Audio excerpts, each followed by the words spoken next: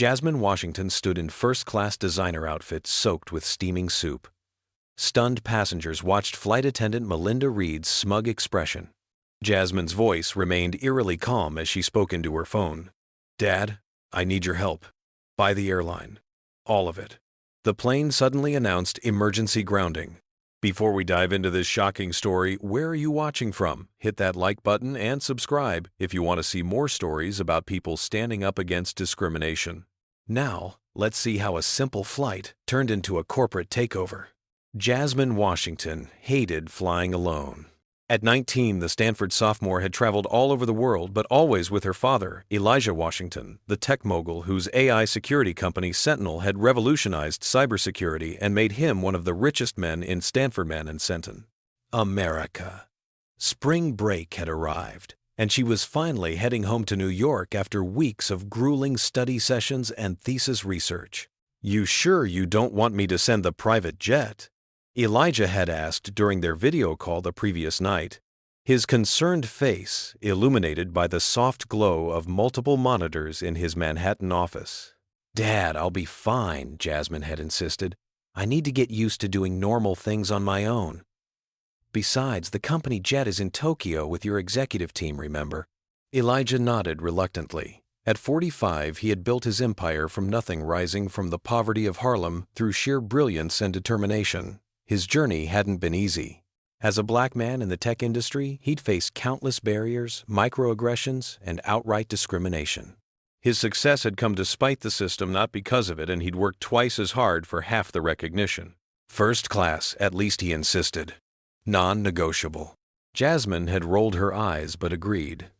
Now settling into Seat 2A on Atlantic Airways Flight 387, she was secretly grateful for the extra space. Her laptop contained months of research for her thesis on algorithmic bias in facial recognition software, and she needed the room to work during the 5-hour flight. As passengers boarded, Jasmine observed them with quiet interest. In Seat 3C, a middle-aged white man in an expensive suit tapped aggressively on his phone. His name tag from a tech conference read Bradley Thompson, Executive VP. Across the aisle, a Latina woman in her 30s settled in with a book. She introduced herself to Jasmine with a warm smile. "Sofia Alvarez," she said. "First time in first class. I got upgraded." "Jasmine," she replied, deliberately omitting her last name. Experience had taught her that the Washington name changed how people treated her. The flight attendant for first class, a blonde woman in her 40s named Melinda Reed, according to her name tag, moved efficiently through the cabin, offering pre-flight drinks to passengers. Jasmine noticed immediately how Melinda's smile dimmed when approaching her seat, how her eyes skimmed over Jasmine to serve the white businessman behind her first, despite having passed directly by his seat. "Excuse me," Jasmine said politely after Melinda had served everyone else in first class. "Could I get some water, please?" "In a moment," Melinda replied, without making eye contact before disappearing to economy. Sophia raised an eyebrow. "Did she just ignore you?" Jasmine shrugged, used to such treatment. "It happens." The last passenger in first class arrived breathlessly just before the doors closed.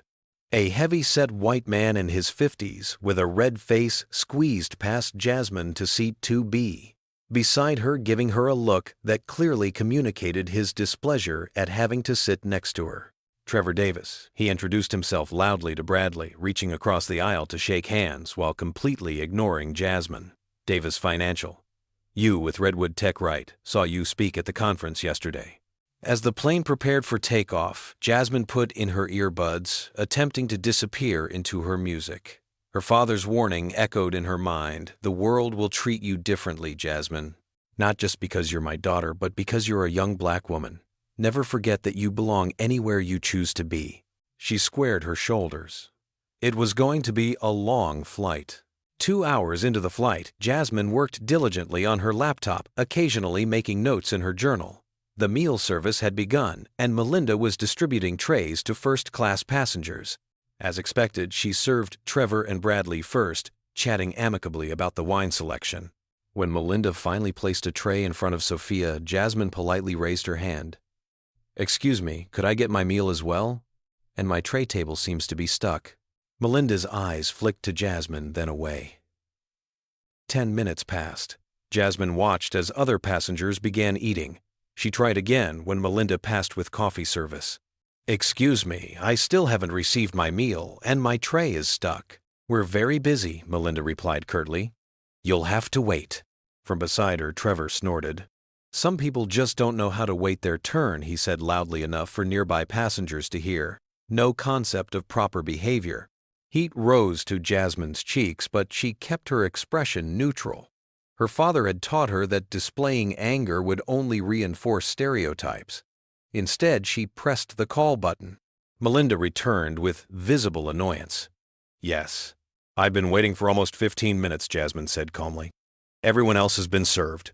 Could you please help me with my tray table and bring my meal?" Heat rose to Jasmine's cheeks, but she kept her expression neutral. Her father had taught her that displaying anger would only reinforce stereotypes. Instead, she pressed the call button. The implication was clear, and several nearby passengers turned to watch the interaction. Sophia looked up from her book, frowning. "I was one of the first to board," Jasmine replied, maintaining her composure. "I'm in my assigned seat 2A. "May I see your boarding pass?" Melinda demanded, hand outstretched.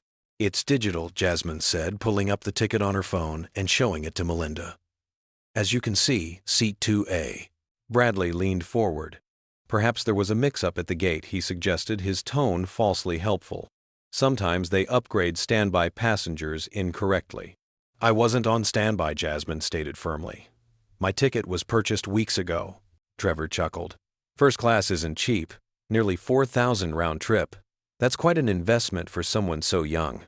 The racist implication hung in the air. Sophia set down her book. "I don't see why that matters," Sophia interjected. "Her ticket clearly shows she belongs in this seat." Melinda glanced at the boarding pass again, lips pressed into a thin line when she couldn't find any discrepancy. "Fine. I'll bring your meal shortly." As Melinda walked away, Trevor leaned closer to Jasmine. "You know," he said quietly, "there was a time when people knew their place." Jasmine stiffened, but remained silent, focusing on finally lowering her tray table herself, since no help had been offered. When Melinda eventually returned with her meal, she practically dropped it onto the tray, causing Jasmine's water glass to tip over, spilling onto her open laptop. "Oh," Jasmine exclaimed, quickly lifting her computer as water spread across the tray. "You should be more careful," Melinda said without apology, not offering any napkins for the spill. Sophia immediately handed Jasmine her unused napkins. "Here, let me help." 10 minutes passed. Jasmine watched as other passengers began eating.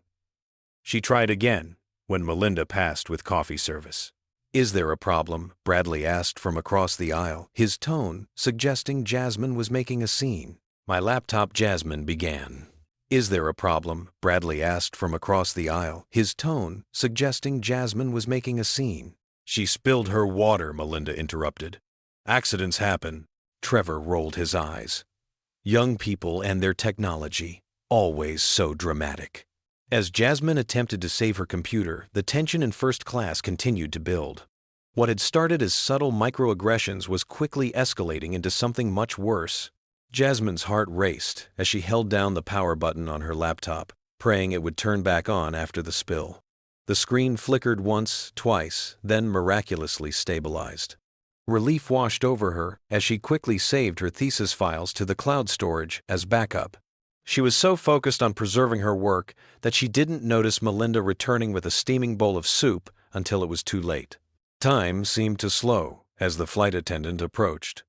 Melinda's eyes held a cold determination as she positioned herself beside Jasmine's seat. The soup bowl tilted at a precarious angle. Sophia noticed first, her eyes widening in alarm. "Watch out," Sophia began, but her warning came too late. With what could only have been deliberate precision, Melinda tripped slightly, sending the bowl of scalding hot tomato bisque cascading directly onto Jasmine's lap and chest.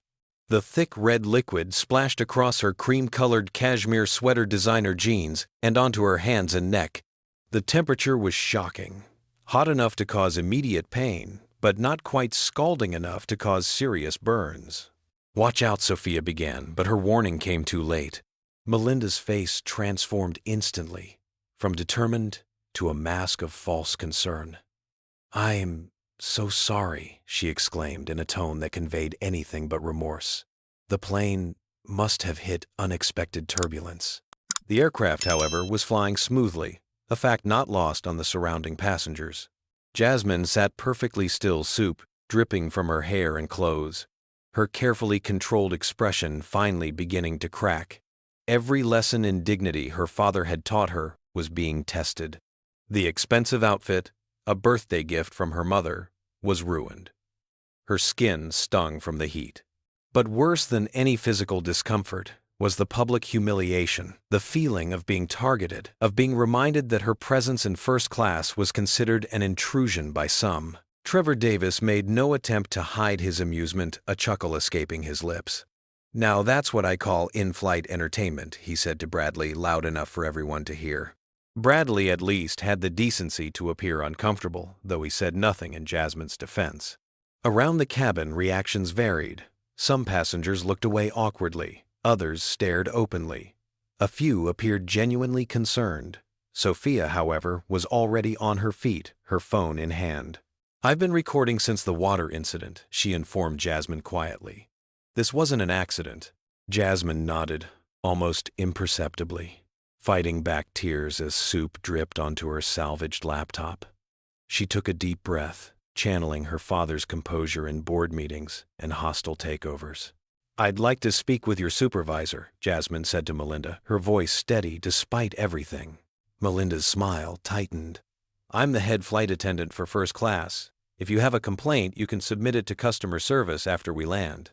"I'd like to speak with the captain, then," Jasmine insisted, using a napkin to ineffectively dab at the spreading stain. "The captain is busy flying the plane," Melinda replied condescendingly.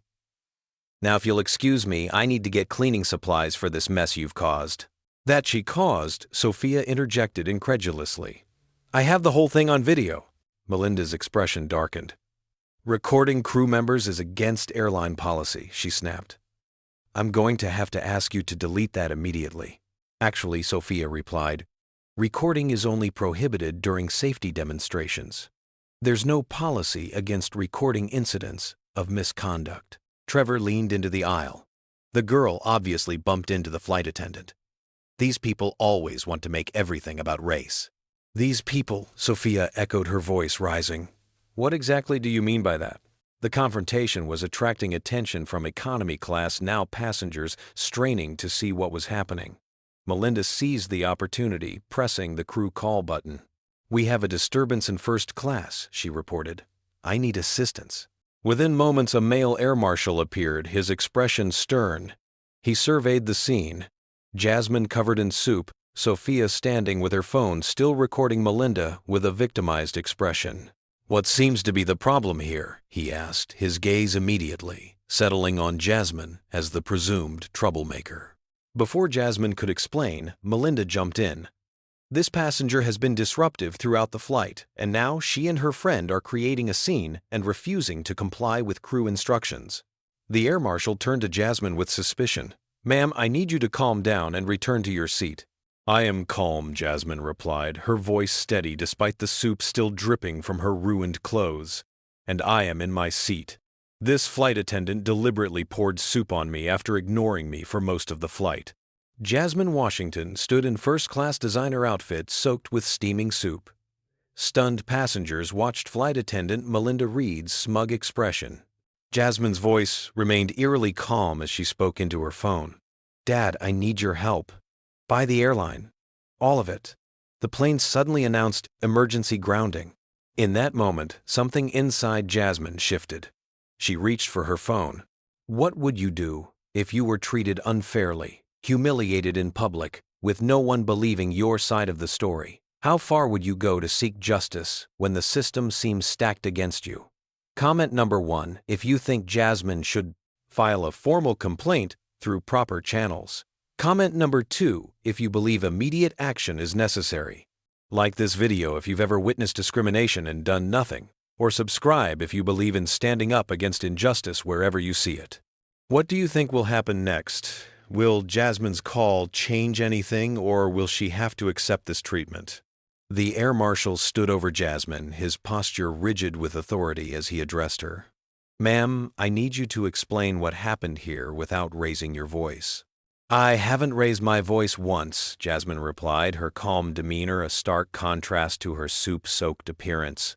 "I'd be happy to explain if you're actually willing to listen." Sophia stepped forward, her phone still recording. "I have video evidence of what happened." The flight attendant deliberately poured soup on this passenger after ignoring her request for service and questioning her right to be in first class. The air marshal's eyes shifted to Sophia, then to the phone in her hand. His expression changed subtly. "Video evidence, complicated matters." "May I see that?" he asked, extending his hand. "I'd prefer to maintain possession of my device," Sophia replied firmly, "but I'm happy to play the video for you."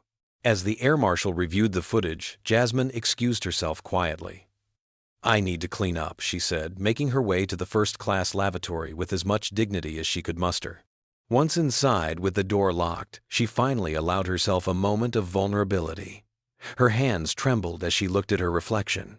Designer clothes, ruined hair, damp with soup, eyes bright with unshed tears. Then she straightened her spine just as her father had taught her. "Never let them see you break," Elijah would say. She took out her phone and dialed. In his Manhattan office overlooking Central Park, Elijah Washington was in the middle of a meeting when his personal phone rang. Seeing his daughter's name, he immediately excused himself. "Jasmine, what's wrong?" His voice sharpened at her unusually formal tone. "Dad, I need your help," she said, explaining the situation concisely. As she spoke, Elijah's expression hardened. His fingers began moving across his secondary monitor, typing rapidly, even as he listened. "Atlantic Airways," he confirmed. "Flight 387 to LaGuardia." "Yes." "Which attendant?" "Melinda Reed." "Is there a witness?"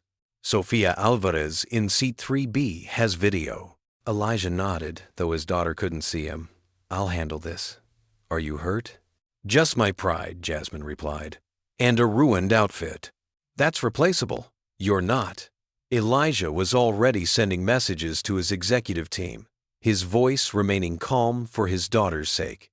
"Stay strong. I'll call you back shortly." As Elijah hung up, his executive assistant appeared in the doorway. "Sir, the board is waiting." "Cancel the meeting," he interrupted. "Get me Gerald in legal and Patricia in acquisitions. Now." Within minutes, Elijah's office transformed into a command center. Screens displayed stock tickers, corporate structures, and the real-time flight path of Atlantic Airways, Flight 387. "Atlantic Airways is publicly traded," Patricia reported. "Market cap of $4.2 billion. Major shareholders include Vista Capital with 22%, Cloud Peak Investments with 18%, and about 15% held by the board members collectively." "I want controlling interest," Elijah stated flatly. "How quickly can we move?" Gerald, his chief legal counsel, raised an eyebrow. "May I ask why we're suddenly interested in an airline?" "They're about to have a very public discrimination scandal," Elijah replied, forwarding the video Sophia had sent to Jasmine and then to him. "I want to be in position to control the response." Patricia was already on her phone. "I can have Tom at Vista Capital on the line in 5 minutes. He owes you after the Neuratech deal." "Good." Gerald, draft acquisition paperwork and prepare a statement about Sentinel expanding into transportation security. Elijah's fingers flew across his keyboard. "And someone find me the contact information for Gilbert Reynolds, Atlantic Airways CEO." Meanwhile, back on the plane, Jasmine returned from the lavatory, having done her best to clean up. The air marshal was now reviewing the video with another crew member, his expression considerably more concerned than before. "Miss Washington," he said, using her name for the first time, "I apologize for the misunderstanding. We're taking your complaint very seriously." Jasmine noticed the change immediately. Someone had identified her. The Washington name was working its magic, or curse, depending on how one looked at it. Melinda stood nearby, her earlier confidence wavering. "I don't understand what the fuss is about," she said defensively. "It was clearly an accident." "The video suggests otherwise," the air marshal replied coolly. Just then, the captain's voice came over the intercom. "Ladies and gentlemen, this is your captain speaking. We've been instructed to make an unscheduled landing in Chicago. Please return to your seats and prepare for descent." Melinda stood nearby, her earlier confidence wavering. "I don't understand what the fuss is about," she said defensively. "It was clearly an accident." "What's going on?" Bradley asked, suddenly concerned about his connection in New York. Confused murmurs spread throughout the cabin. The flight attendants exchanged bewildered glances. Clearly, this was unexpected. No one answered, but Jasmine's phone buzzed with a text from her father. "Flight will land in Chicago. Stay in your seat. Everything handled." Jasmine met her gaze steadily. "It's not my word against yours," she replied quietly. "It's your actions against basic human dignity. And there's video." Sophia, who had overheard the exchange, nodded in solidarity. The power dynamic was shifting, and everyone in first class could feel it. The aircraft touched down smoothly at O'Hare International Airport, taxiing to a remote gate away from the main terminal. Through the windows, passengers could see a collection of vehicles with Atlantic Airways logos waiting on the tarmac. "Ladies and gentlemen," the captain announced, "we apologize for the unexpected stop. We've been instructed to keep everyone on board while we address an internal situation. Please remain in your seats." Confused murmurs rippled through the cabin.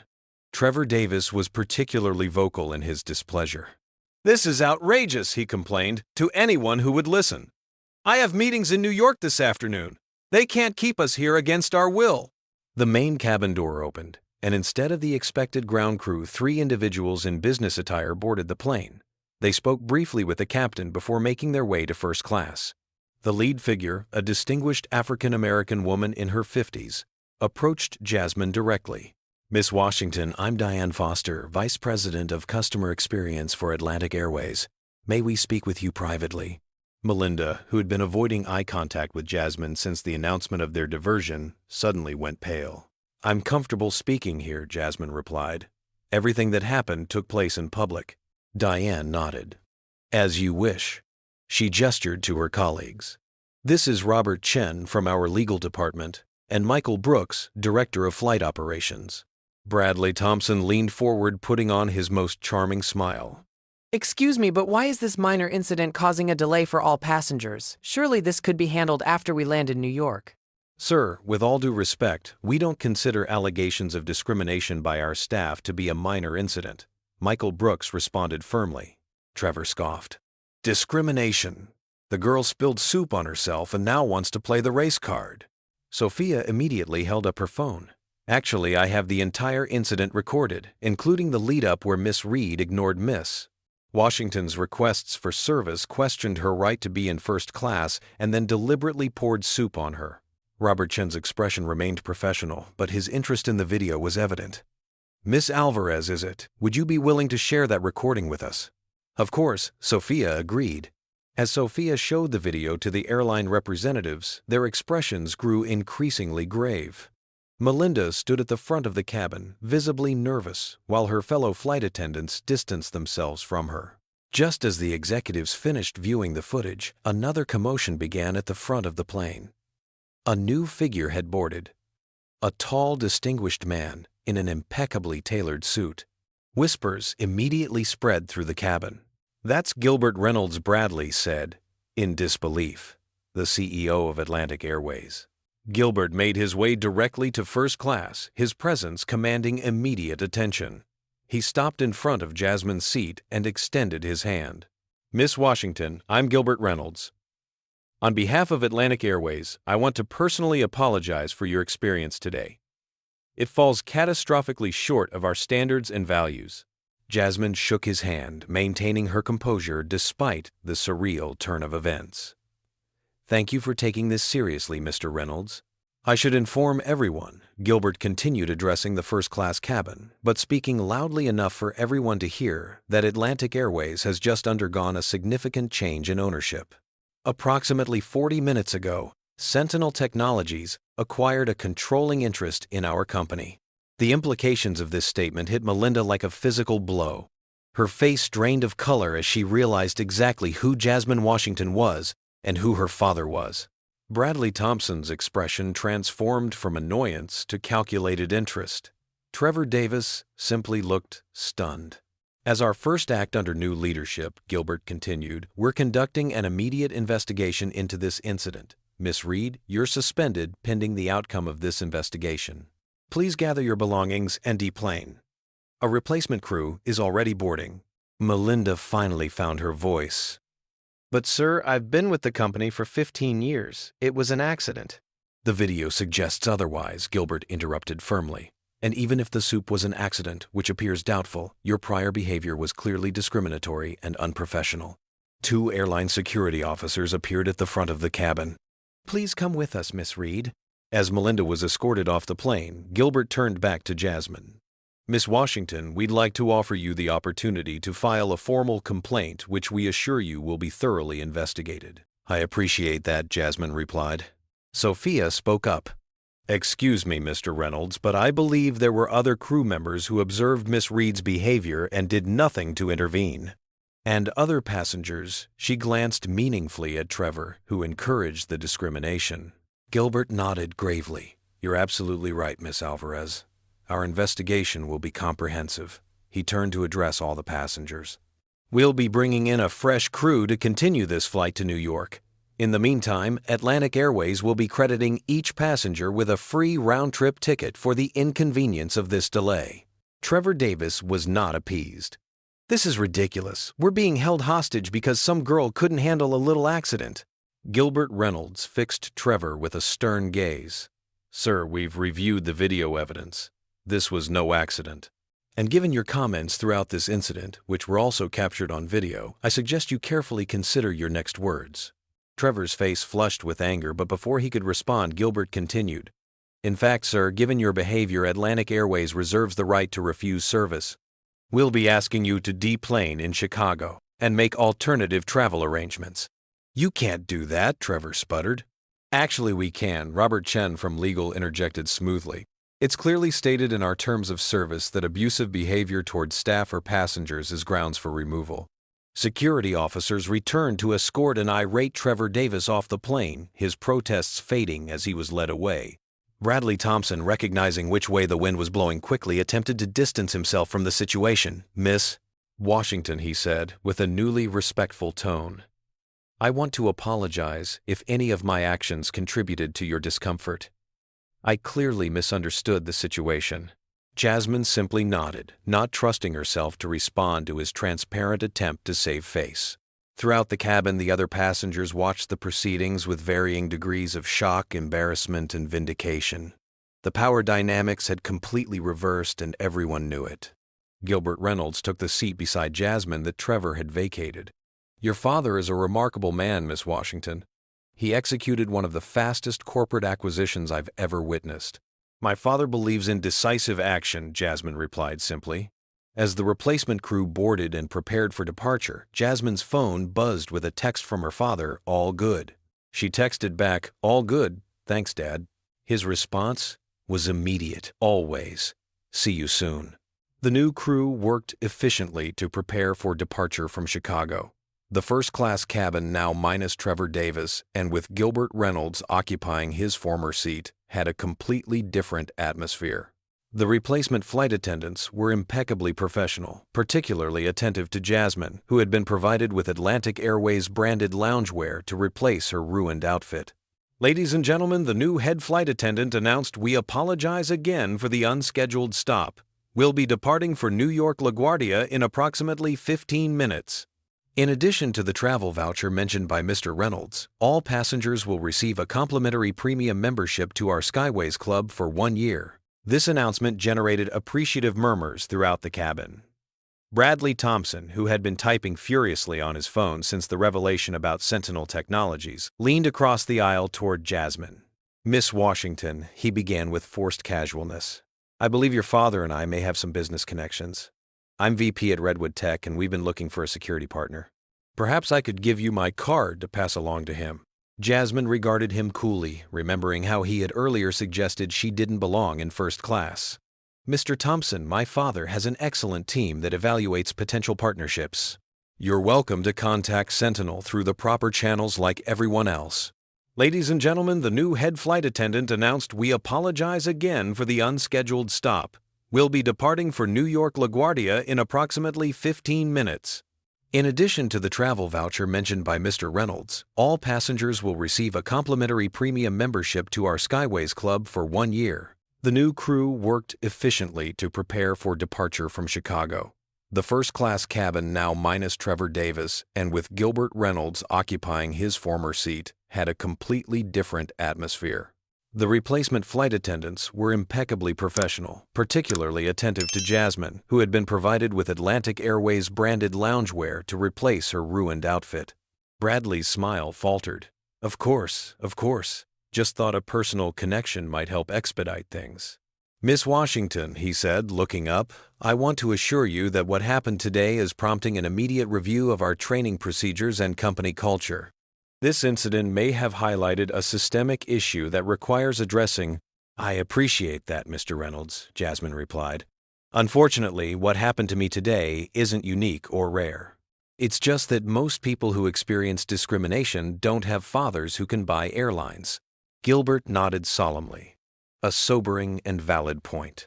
While this conversation was taking place, Elijah Washington was in his car heading to LaGuardia Airport to meet his daughter's flight.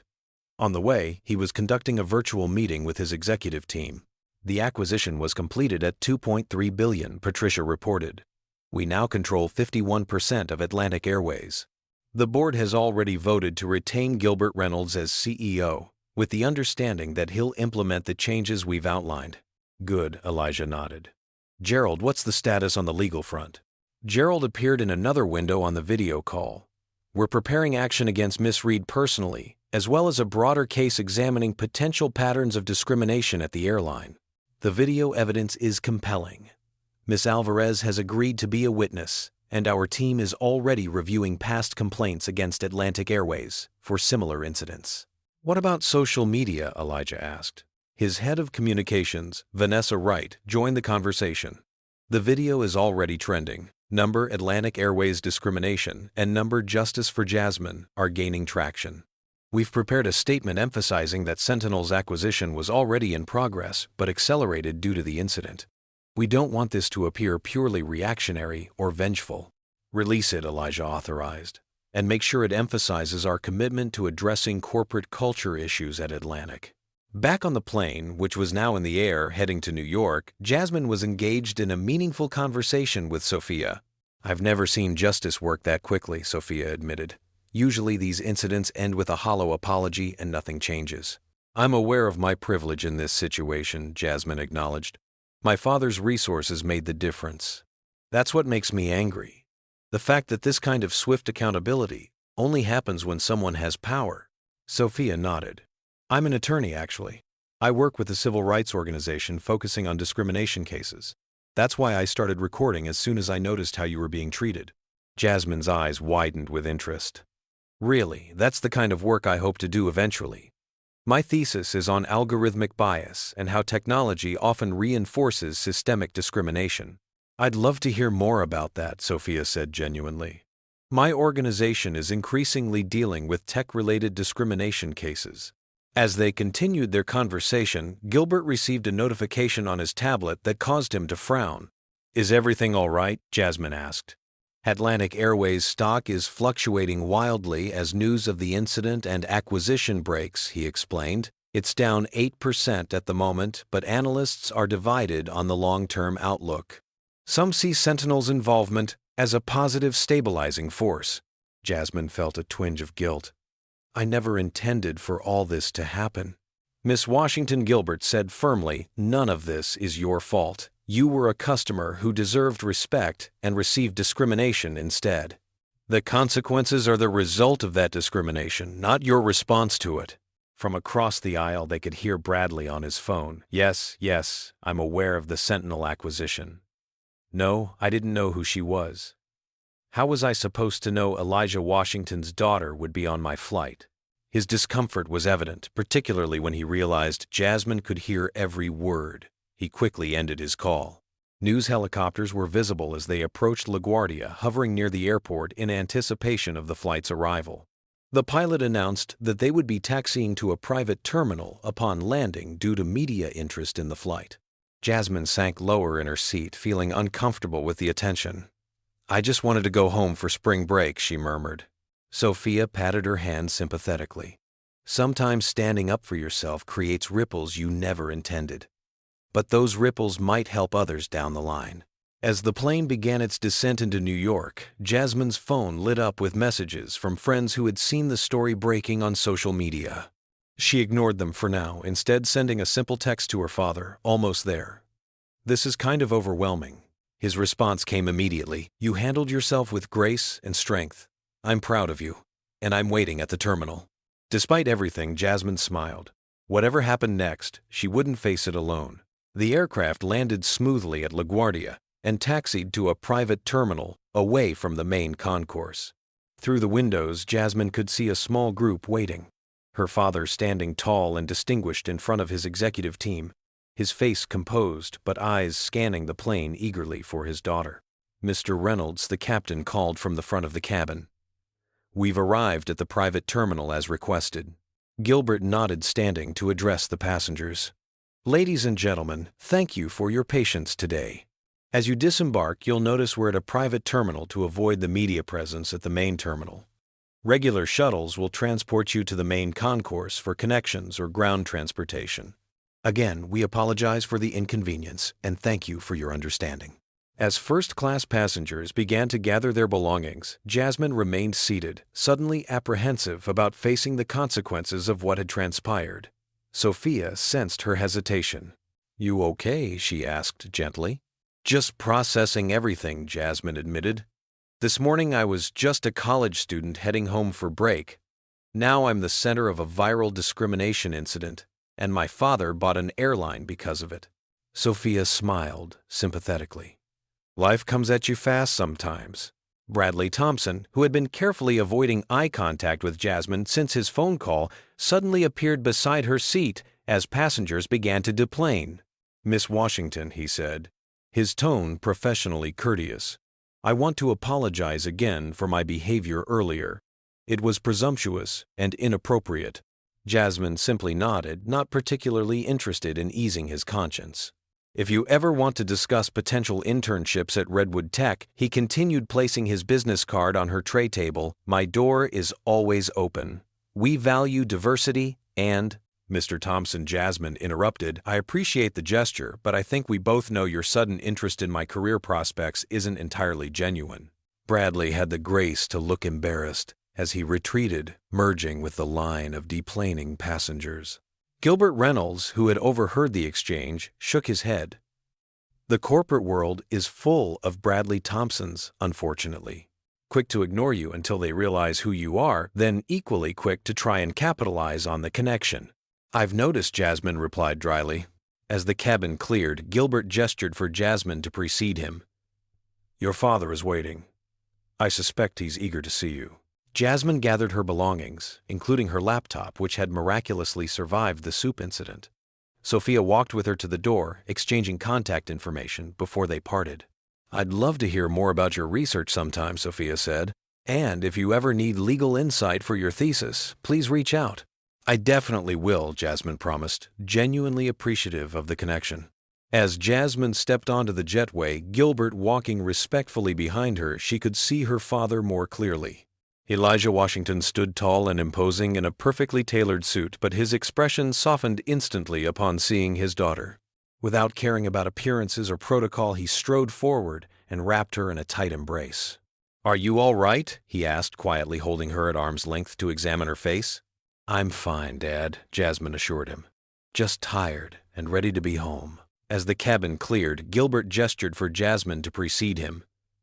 "Your father is waiting. I suspect he's eager to see you."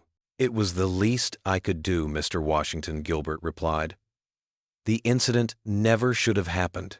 "No, it shouldn't have," Elijah agreed, his tone making it clear that much more would be said on the subject in upcoming board meetings. As they walked through the private terminal, Elijah's security team creating a protective bubble around them, Jasmine broached the subject that had been growing in her mind since Chicago.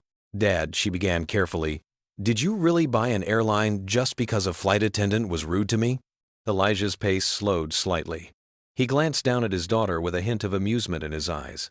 "Jasmine, I'd move mountains for you, you know that. But no, I didn't buy an airline just because of what happened today." Jasmine looked confused. But everyone on the plane seemed to think Atlantic Airways has been on Sentinel's acquisition radar for months, Elijah explained. Their security infrastructure is outdated, making them vulnerable in several areas where our technology offers solutions. Their routes align with our business travel needs, and their corporate structure made them ripe for acquisition. Understanding dawned on Jasmine's face. So you were already planning to buy them? Elijah nodded. The paperwork was being prepared.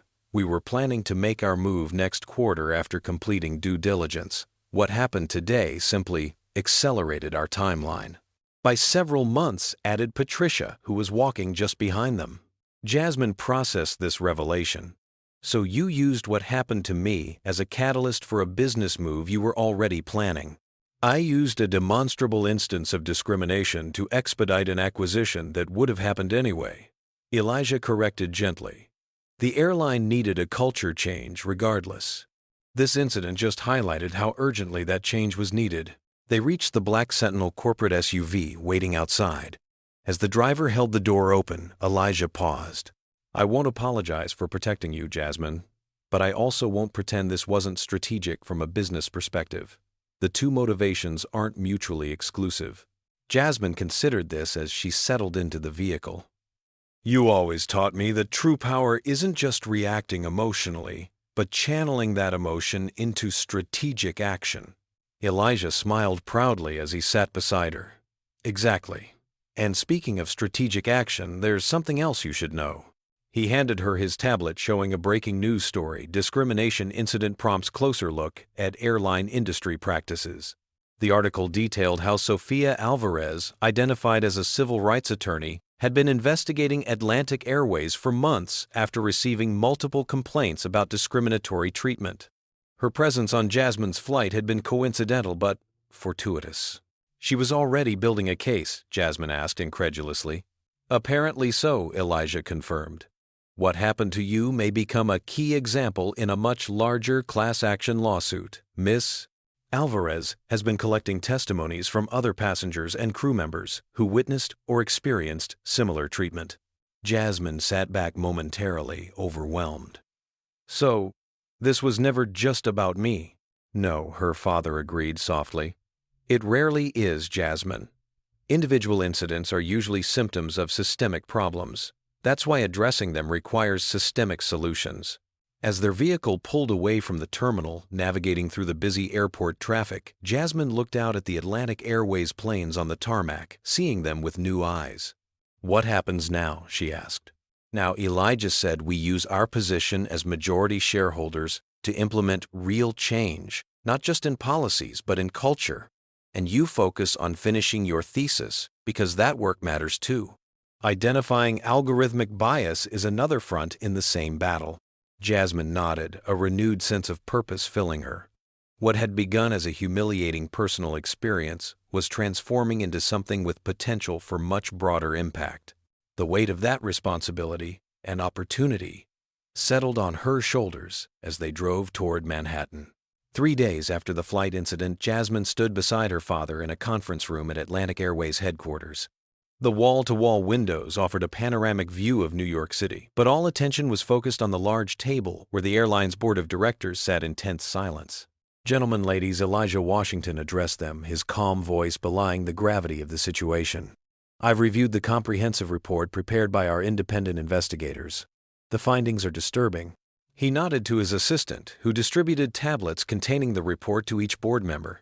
Jasmine nodded, a renewed sense of purpose filling her. What had begun as a humiliating personal experience was transforming into something with potential for much broader impact.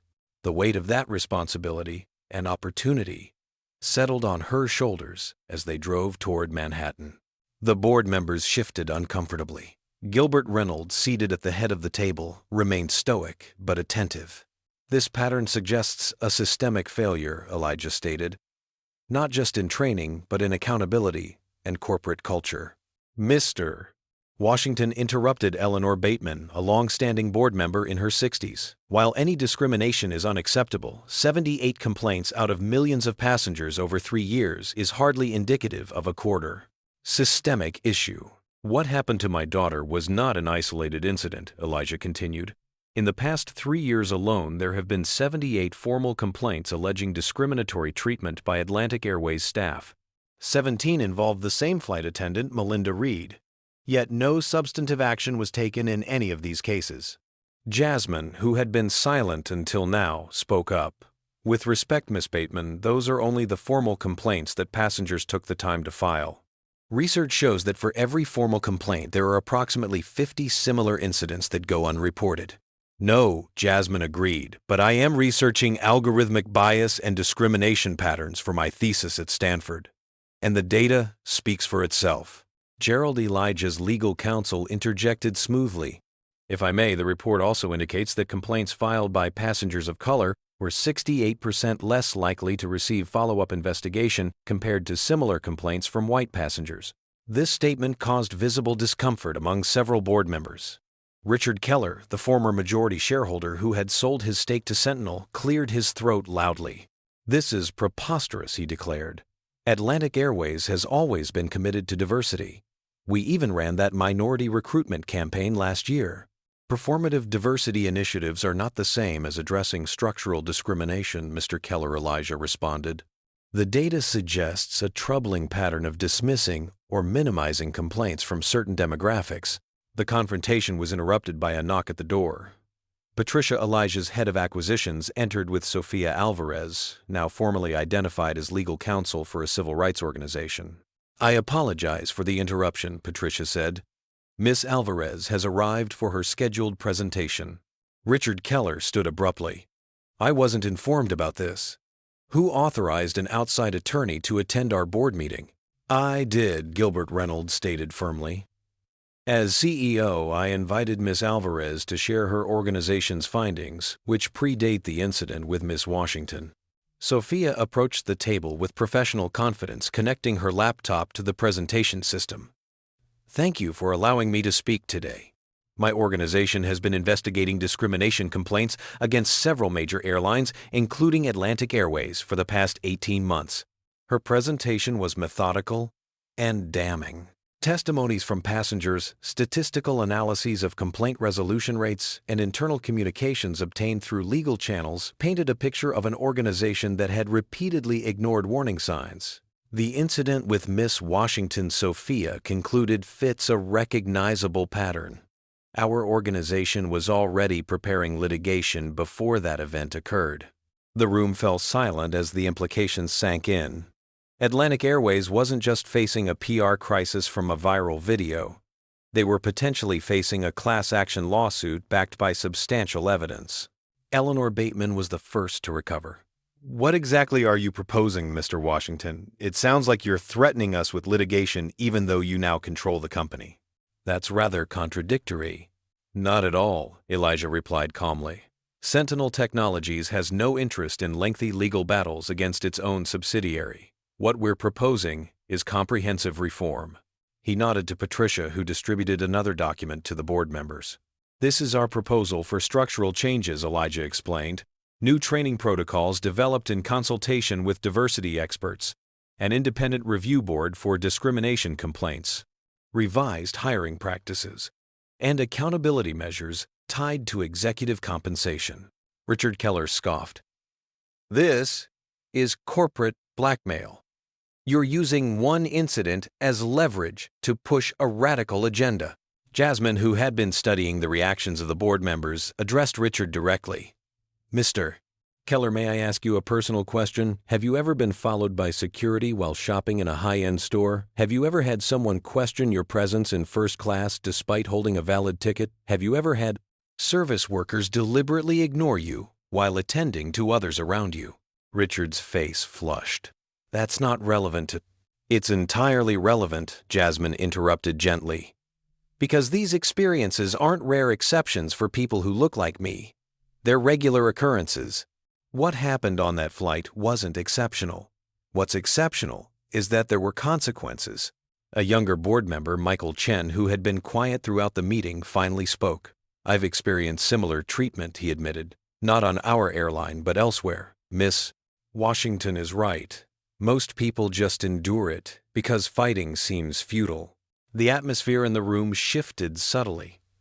What had begun as a confrontation was evolving into a more nuanced conversation about lived experiences and institutional blind spots. Sophia seized the moment. Our organization isn't solely focused on litigation. We also partner with companies committed to meaningful change. This situation presents an opportunity for Atlantic Airways to become an industry leader in equitable treatment.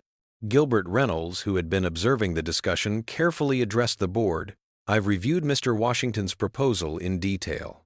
While ambitious, it represents the kind of substantive change that could not only address our legal vulnerabilities, but potentially transform our corporate culture for the better. The discussion continued for hours, with resistance gradually giving way to reluctant acknowledgement and eventually to constructive engagement. By the end of the meeting, a framework for implementing the proposed changes had been tentatively approved with a formal vote scheduled for the following week. As the board members filed out, Bradley Thompson from Redwood Tech was waiting in the reception area, clearly hoping to speak with Elijah. His presence was no coincidence. He had been trying to secure a meeting since the flight incident. Mr. Washington, he called, approaching with an outstretched hand. Bradley Thompson, Redwood Tech. I was hoping we might discuss potential synergies between our companies. Elijah regarded him with a measuring gaze. Mr. Thompson, I understand you were seated near my daughter during the incident. Bradley's smile faltered slightly. Yes, unfortunate situation. I tried to be helpful. From what I've been told, Elijah interrupted smoothly, you suggested she might not belong in first class and attempted to undermine her account of events. Only after learning her identity did you express interest in a connection. Bradley paled visibly. There may have been a misunderstanding. I don't think so, Elijah replied. Sentinel is very selective about its partnerships, Mr. Thompson. We value integrity and consistency of character. I suggest you work on those qualities before approaching us again. With that, Elijah guided Jasmine past a stunned Bradley toward the elevators. As they descended toward the lobby, Jasmine couldn't help but smile. That was satisfying to watch, she admitted. Elijah's serious expression softened. There's a certain clarity that comes with standing your ground. People like Bradley Thompson operate by exploiting others' desire to avoid conflict, like Melinda Reed, Jasmine observed. Exactly, Elijah agreed. Speaking of whom, the district attorney's office is reviewing potential charges related to assault. Her actions were clearly deliberate according to the video evidence. As they exited the building into the bright spring afternoon, reporters were waiting, having caught wind of the high-profile board meeting. Elijah stepped forward protectively, but Jasmine placed a hand on his arm. It's okay, Dad, she said quietly. I can handle this part. Jasmine faced the cameras with the same dignity she had maintained throughout the flight incident, ready to transform a personal humiliation into a platform for more significant change. 6 months later, Jasmine Washington stood at the podium in Stanford's research symposium presenting the findings of her thesis on algorithmic bias in facial recognition technology. The audience of professors, tech industry representatives, and fellow students listened attentively as she outlined how AI systems often replicated and amplified existing societal biases. The fundamental issue, she explained, displaying a complex data visualization, isn't just that these systems fail more frequently with certain demographics. It's that these failures reinforce patterns of discrimination that already exist in our society, creating a feedback loop that becomes increasingly difficult to break. Among the attendees, Jasmine spotted her father sitting proudly in the back row. Beside him was Sophia Alvarez, now a frequent collaborator with both Jasmine and Sentinel Technologies' new civil rights initiative. In conclusion, Jasmine said, technology isn't inherently neutral.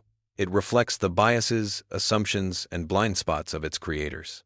Addressing these issues requires not just technical solutions, but a fundamental re-examination of who builds these systems and whose experiences they center. The applause was enthusiastic. As Jasmine fielded questions from the audience, she demonstrated the same composed confidence she had shown throughout the airline incident that had unexpectedly shaped the past 6 months of her life. After the presentation, Elijah and Sophia joined her outside the lecture hall. Brilliant work, Elijah said, embracing his daughter. Stanford's lucky to have you. The presentation was excellent, Sophia agreed. Actually, I have some news to share. The final settlement with Atlantic Airways was approved this morning. Jasmine's eyes widened. Already, I thought it would take at least another month. Sophia smiled. Your father's influence as chairman expedited things considerably. Melinda Reed has been permanently barred from working in the airline industry, and Trevor Davis's company has lost significant business since his behavior became public. What about the broader case? Jasmine asked. That's actually the most significant development, Sophia replied. The class action settlement includes not just financial compensation for affected passengers, but funding for a new industry-wide training program being developed in partnership with my organization. Elijah nodded approvingly. Gilbert Reynolds has been surprisingly effective at implementing the changes. The quarterly diversity metrics are already showing improvement. They walked together across the sun-drenched campus toward the parking area where Elijah's driver waited. What about the broader case? Jasmine asked. There's something else, Elijah said, his tone more serious. The independent investigation uncovered that Melinda Reed's behavior was even more extensive than we initially thought. She had a documented history of similar incidents with dozens of passengers of color over her 15-year career. Complaints were consistently dismissed as misunderstandings or attributed to passenger sensitivity, Sophia confirmed. Several were filed by crew members who witnessed her behavior, but those employees often found themselves reassigned to less desirable routes afterward. Jasmine shook her head, simultaneously dismayed and unsurprised. So the system was actively protecting her. And nothing was ever done, Jasmine asked, though she already knew the answer. Jasmine stopped walking, stunned.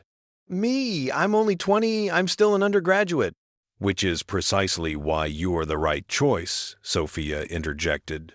You have direct experience as a passenger, facing discrimination, academic expertise and systemic bias, and the personal authority to be taken seriously despite your youth. It would be a significant commitment, Elijah acknowledged, but one that could have real impact. The airline industry serves millions of people daily.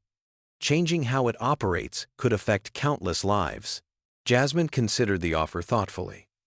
6 months ago, she had been just another college student facing yet another instance of discrimination. Now she was being offered a position to help prevent others from experiencing similar treatment. I'll do it, she decided, but only if we ensure the board includes people from diverse backgrounds and experiences. This can't be just about me. Elijah smiled proudly. I anticipated you'd say that. The preliminary membership includes representatives from various advocacy groups, airline employees, and industry experts. You would lead, but as part of a coalition. As they reached the car, Jasmine's phone buzzed with a notification. It was a news alert about Atlantic Airways' new anti-discrimination initiative already being described as a potential model for the industry. It's strange to think Jasmine reflected that one horrible moment on a plane led to all this. That's often how change happens, Sophia observed. Not through grand plans, but through moments of injustice that catalyze action. The driver held the door open as they prepared to depart for dinner. Just before entering the car, Jasmine noticed a young black woman at a nearby bus stop, visibly frustrated as several buses passed without stopping for her despite her clearly signaling. Hold on, Jasmine said to her father and Sophia.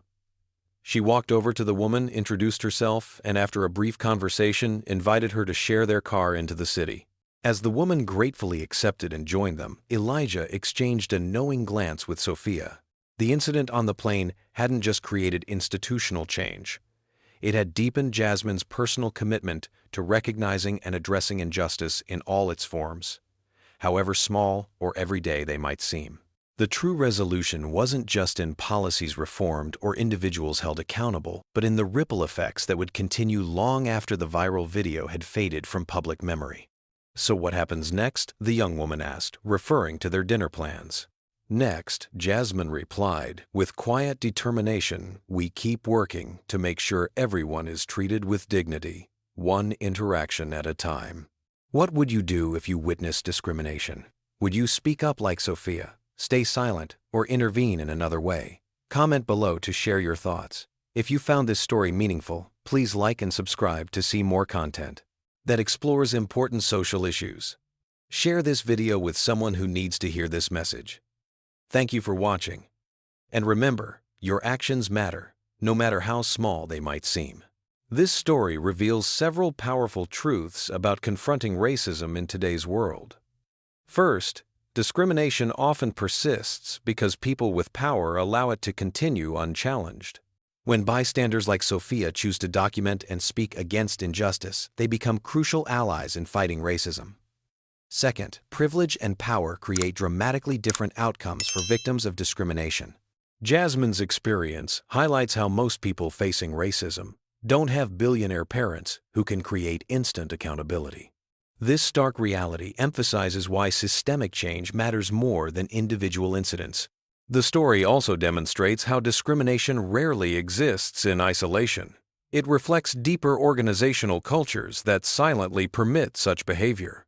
True change requires examining these underlying systems rather than simply punishing individual offenders. Finally, we see how those who experience discrimination carry the unfair burden of maintaining dignity while being mistreated, as Jasmine did throughout the incident. By transforming her humiliating experience into a catalyst for meaningful change, Jasmine reminds us that our response to injustice can ripple outward, affecting countless others beyond ourselves. Have you ever witnessed discrimination and wished you could do something about it? Drop a comment below describing what happened and how you responded, or how you wish you had responded. Like this video if you believe in standing up against racism wherever it appears. And subscribe to see more powerful stories about overcoming injustice. Share with someone who needs this message of empowerment today. Thank you for watching, and remember that even small acts of solidarity can create meaningful change in someone's life.